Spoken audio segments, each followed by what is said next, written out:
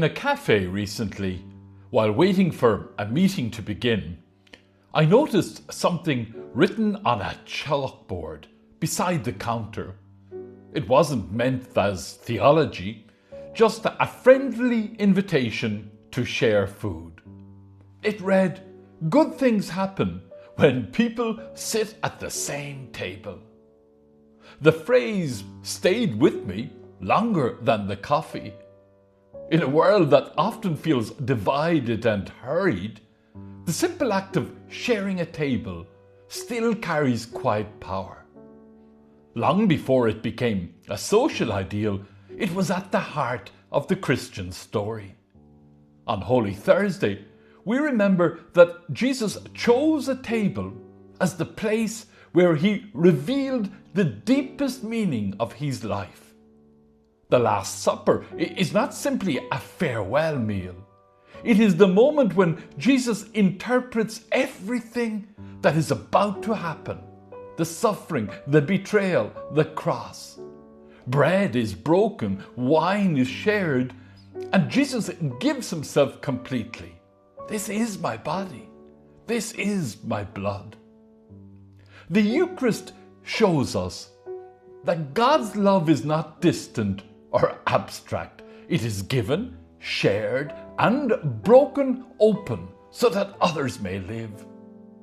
The first reading from Exodus reminds us that this story of salvation also begins around a meal. As the people of Israel prepare for liberation, they are told, "This day shall be a day of remembrance for you." The meal of the Passover would forever remind them that God brings life and freedom. The Dominican theologian Timothy Radcliffe reflects that the Eucharist forms us into a people who learn to see the world differently. When we receive the bread of life, we begin to recognize Christ in one another, especially in those who are easily overlooked or forgotten. The Eucharist, he says, teaches us that our lives are meant to become bread for others, lives shared in generosity, compassion, and service. The theologian Stanley Hauerwas makes a similar point in his own distinctive way. The Eucharist, he suggests, is not simply a personal spiritual experience. It is the practice through which the Church learns how to be a community. Around this table, we are reminded that our lives are not entirely our own. We belong to one another. Slowly, week by week, we are shaped into a people who learn patience, forgiveness, and the grace of living together. Holy Thursday also reminds us that this love must take visible form. In the Gospel of John, Jesus kneels and washes the feet of his disciples.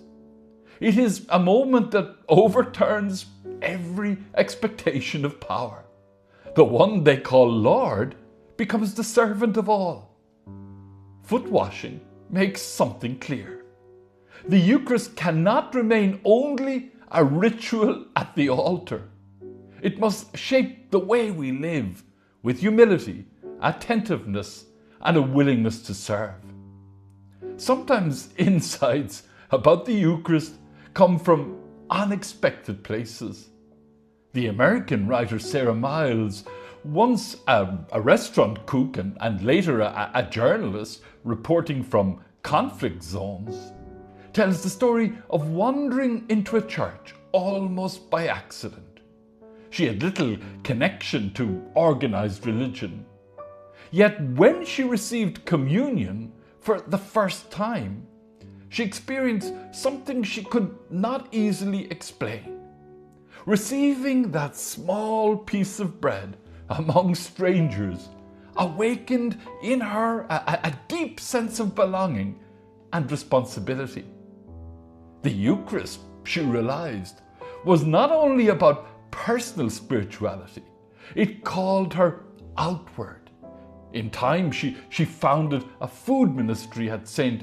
Gregory of Nyassa Episcopal Church in San Francisco, distributing groceries each week to thousands of people in need. Feeding others became a continuation of the grace she first encountered at the altar. Another unexpected perspective comes from writer A.J. Jacobs, known for immersing himself in unusual experiments in living. While observing Christian worship, Jacobs was struck by how unusual the Eucharist is in a culture shaped by individualism. In a world where people guard their independence, the Eucharist invites us to receive something together. It asks us to share a common table and acknowledge our dependence on one another. Jacobs remarked that the ritual expresses something deeply human. We are not meant to live in isolation. We are meant for communion. These reflections from theologians and unexpected observers alike echo what Christians have long believed. The Eucharist is not simply a memory of something long ago. It is an encounter with Christ who continues to give himself to the world. When we break the bread and share the cup, we enter into that self-giving love. Faith becomes more than belief. It becomes a way of living together. Perhaps that is why the image of the shared table still resonates so strongly, even on a cafe chalkboard.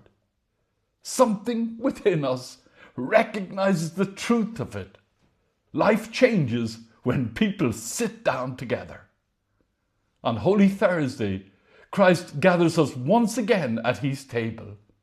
Bread is broken, the cup is shared, feet are washed. And in these simple actions, we are reminded of something profound. The Eucharist is not only a gift we receive, it is a life we are called to live. Christ gives himself so that we may learn to give ourselves for others. And when that begins to happen, even in small, quiet ways, the table grows wider, strangers become neighbors, and grace finds its way into the ordinary places of our lives. Amen.